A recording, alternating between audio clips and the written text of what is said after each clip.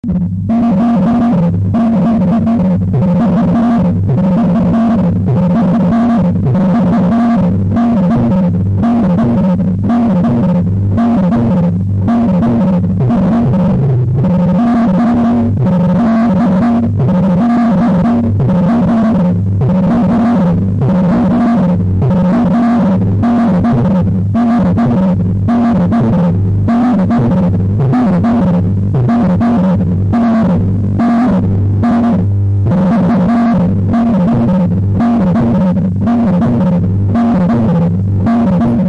evening and thanks for joining us on the news. I am Udwak Etam. Training senior naval officers and equivalents from other services as operational level commanders to make sound decisions in the application of maritime force is key to tackle insecurity in the nation's maritime domain.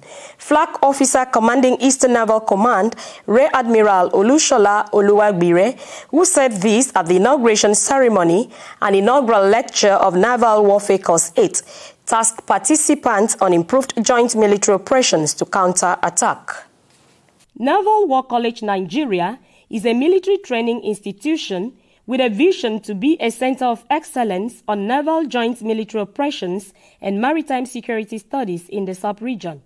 The college, since its establishment in 2017, has recorded modest achievements as witnessed in the inauguration ceremony and inaugural lecture of the Naval Warfare Course 8, with 24 senior officers from the Nigerian Navy, Nigerian Army, and Nigerian Air Force participating.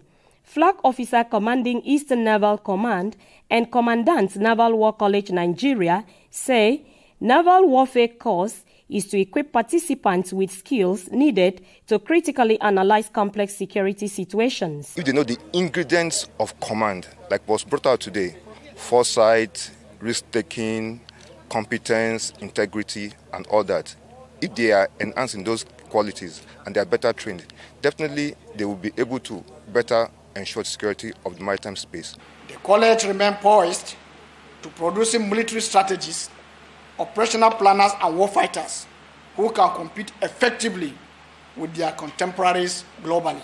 Speaking in line with the theme of the lecture, Operational Level Naval Warfare, Imperatives for Training and Command in the Nigerian Navy, guest speaker highlighted levels of warfare, spectrum of operations, and imperative for operational level warfare training in the Naval War College Nigeria, while making recommendations for enhanced maritime security. Scope of participation in this course to adequately engage other maritime stakeholders and regional navies. I'm happy to have more regional navies, maritime stakeholders, very much. During interactive session, participants were advised to apply skills to facilitate cooperation among multi-agencies for successful operations. In Calabar, Udwak Etam, NTA News.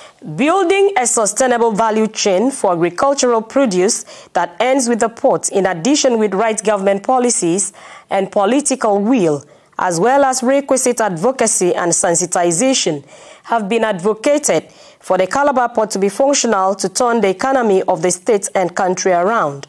Maureen Liu Ajom reports that these submissions were at a one-day seminar on exports of agricultural produce through Calabar ports, issues and prospects organized by the Nigerian Shippers Council, Calabar Port Office. There has been this impression that the Calabar port is not functional. However, the reverse is now the case as the Nigerian Shippers Council gathered stakeholders in the sector to x-ray issues and prospects of export of agricultural produce to Calabar port. This fruitful brainstorming gathering admitted that the port is functional, but identified elements that should be considered for a functional port as contained in a 13-point communique released at the end of the interaction. I have been able to debug that following the fact that in 2023, we had a total of 209 vessels, 171 conventional vessels, and 38 passengers ferry. One begin to wonder why somebody will sit at home and say Calabar port is dead.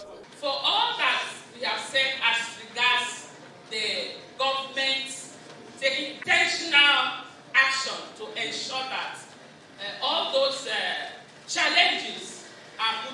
Some of these recommendations are infrastructure deficit, requesting the state and federal government to address the challenge, dredging of the shallow approach channel to the port, and fixing of the access routes to the port. Terminal operators were requested to provide modern cargo handling equipment at their terminals to facilitate export, designate special staking areas for handling export, offer promotional handling charges and other incentives to make the port friendly.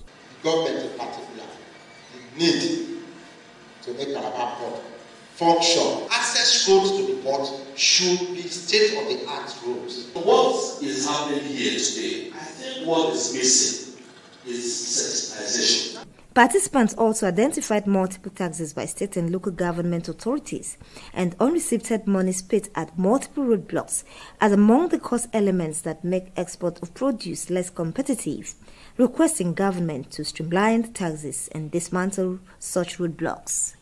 Exporters of agricultural produce were also told patronize the services of export domestic warehouses and export hubs, while also enjoining exporters to take advantage of incentives of governments like export expansion grants and export development fund to boost participation in export of agro-produce in the state.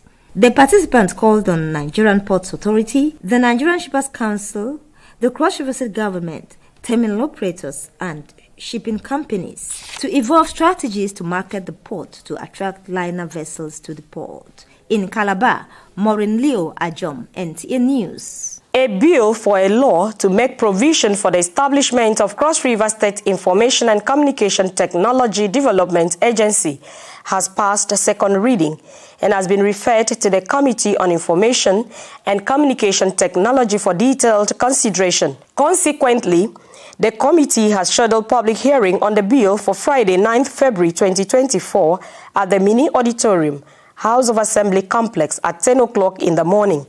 A statement signed by the Principal Planning Officer for the Clerk of the House, Ebuta Patricia, says stakeholders and interested members of the public, including the telecommunication sectors as well as civil society organizations, are invited to attend the hearing and make their inputs on the bill.